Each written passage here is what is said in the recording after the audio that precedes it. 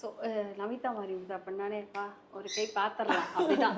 எங்கே பார்த்தாலும் நமிதா மாரிமுத்து வராங்களா அப்படிங்கிற மாதிரி ஒரு பரபரப்பாக தான் இருக்கும். யாருக்குமே பயப்படாத ஒரு பொண்ணு அப்படின்னு தான் சொல்லலாம். எவ்வளோ பேர் இருந்தாலும் அது தனியாக தெரியுவீங்க. அந்த அந்த அந்த அந்த இதை எங்கேருந்து கொண்டு வந்தீங்க? எங்க யாரை பார்த்து அதை கொண்டு கற்றுக்கிட்டீங்க? வரல, எங்க வீட்லயே என்ன உருவாக்கிட்டாங்க. அதான் நான் சொல்லியிருப்பேன், நான் பிக் பாஸ்லயே சொல்லியிருப்பேன். எங்க வீட்ல வந்து சின்ன வயசுலயே வந்து என்ன வலி கொடுத்து கொடுத்து ஒரு சிற்பம் செதுக்கிட்டாங்க என் வீட்லயே. எவ்வளோ வலி அந்த சின்ன வயசுல வந்து வலிங்கள்லாம் தாங்க முடியாது, அந்த வலியெல்லாம் அப்பயே நான் பார்த்துட்டேன். ஸோ அதெல்லாம் பார்த்தனால அதெல்லாம் பிரேக் பண்ணி தான் நான் வெளியே அங்கேருந்து நான் வெளியே வந்தேன். ஸோ அதனாலே ரொம்ப நான் ஸ்ட்ராங்காக என்ன நான் பில்ட் பண்ணி தான் வெளியே வந்தேன். நெருப்புன்னு சொல்லலாமா நமிதா? நெருப்பெல்லாம் சொல்லாதீங்க, நீங்க வேற வந்து எல்லா மனுஷனுக்குள்ள இருக்கிற விஷயம். பார்த்துருக்கோம் நாங்கள். இப்போ உங்களையே ஒரு 4 வாட்டி ஒருத்தங்க அரைஞ்சாங்கன்னா உங்க கண்ணும் பழுத்து அது வந்து மறுத்து போயிடும். ஸோ அது வந்து அரைஞ்சாங்கன்னா இல்லை அரைக்க மாட்டாங்க. அது வந்து அரைகிறப்ப உங்களுக்கு நார்மலாக இருக்கும், ஸ்ட்ராங்காக இருப்பீங்க. அந்த மாதிரி லைஃப். ஓகே.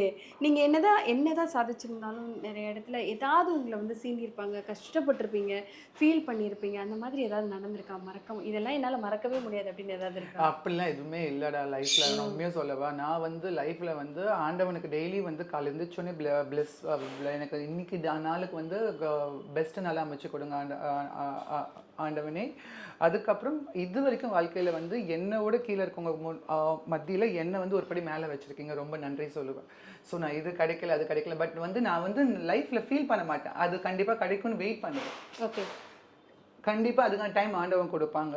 லைக் அந்த டைமில் வந்து அது கண்டிப்பாக கிடைக்கும். இப்போ மேபி வந்து ஸ்டாப் பண்ணி வச்சுருக்காங்க, இல்லை நமக்கு அது கிடைக்கல, நம்மளை யாராவது நெக்லெக்ட் பண்ணி போனால் கூட கண்டிப்பாக அந்த பர்சன் வந்து பேசுவாங்க. லைக் வந்து ஒரு ஒர்க் ஆகட்டும், இல்லாட்டியும் நீங்கள் சொல்கிற மாதிரி வந்து ஃபீல் பண்ணியிருக்கேன் நெக்லெக்ட் பண்ண அது அந்த மாதிரி விஷயத்தில் கூட நம்மளுக்கு இப்போ அந்த டைம் இல்லைன்னு நினச்சிப்பேன். அவ்வளோதான். மேம் இந்த கேள்வி கேட்கலாமா கூடாதான் எனக்கு தெரியல.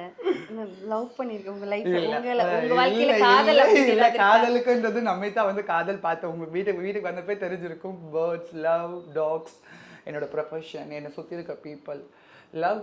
நான் என்ன ரொம்ப லவ் பண்ணிட்டு இருக்கேன்.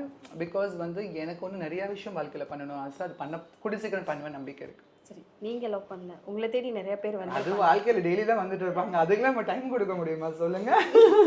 என்ன சொல்லுவீங்க அந்த மாதிரி? இல்லைங்க, அது ரிப்ளை எல்லாம் பண்ண மாட்டாங்க. எனக்கு வந்து உண்மையாவே சொல்ல போனா வந்து எனக்கு இருக்க வேலைக்கு அதுக்கெல்லாம் வந்து நான் யோசிக்கிற டைம் இப்போ எதுவுமே அதை பற்றி நான் யோசிக்கவும் இல்லை. அது இல்லாமல் வந்து சின்ன வயசுலேருந்து ரெஸ்பான்சிபிலிட்டி ஹோல்ட் பண்ணி ஒர்க் பண்ணி போயிட்டே இருந்தனால வந்து அதுக்கான சுச்சுவேஷன் எதுவுமே இல்லை. பிகாஸ் வந்து என் வாழ்க்கை ஒவ்வொரு நாளுமே வந்து இது சொல்லுவாங்கல்ல, ஒவ்வொரு நேரமும் ஓடிட்டே இருக்கணும் ஒரு பின்னாடி. லைக்